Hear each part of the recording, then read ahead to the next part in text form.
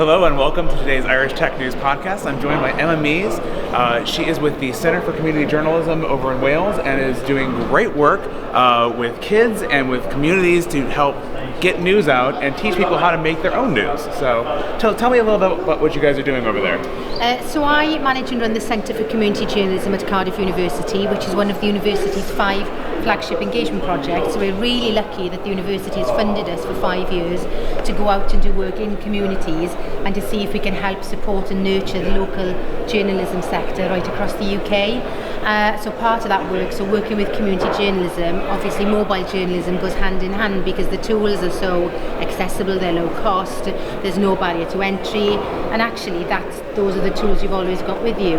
So we're seeing a huge amount of really innovative, exciting content being generated by community journalists in the field of Mojo. It's really good. Well, I mean, when you're going out to these communities, and in your talk you were saying that some of these areas just are never served by anyone. What difference? What is like the impact that you feel like your organization is making when you go to a town that may not have had a newspaper in years, or the Beeb never goes out there, no one really covers them? What is the reaction? It makes a huge difference because, for example, there's a place in South Wales called Port Talbot, and the Port Talbot Guardian was closed down about 7 years ago, and overnight an entire town was left without any access to local news or information, so effectively left them with this democratic deficit, a news black hole. So what it does, it's so important for local democracy. How do you know what decisions your councillors are making? How do you know about business rates? How do you know about anything that impacts your community if you haven't got a local news publication?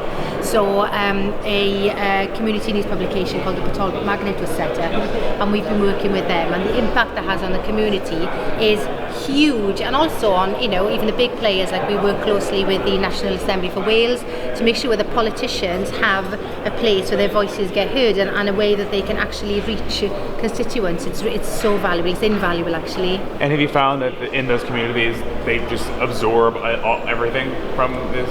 Absolutely, yeah, because all you need is a want and a need, and we bring people together from all over the community, and we put on public events and say, look, if you're interested in learning storytelling, news, writing, filmmaking, photography, then come together. We put evening sessions on in community centres, town halls, hotels, and then we just get members of the public together, we train them, and the skills are transferable so they can use them in their day-to-day jobs anyway.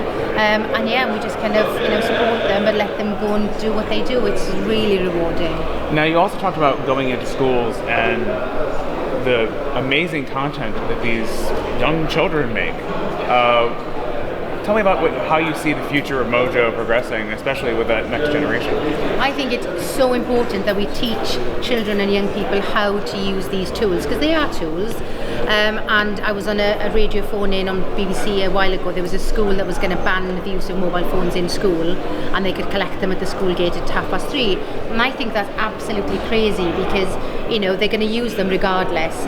So there's so many issues with children using mobile phones. They're filming each other, so they don't have parental consent. They might be putting naked photos. There's all kinds of things. They don't understand, the difference between filming in public, filming in private, covertly and overtly filming.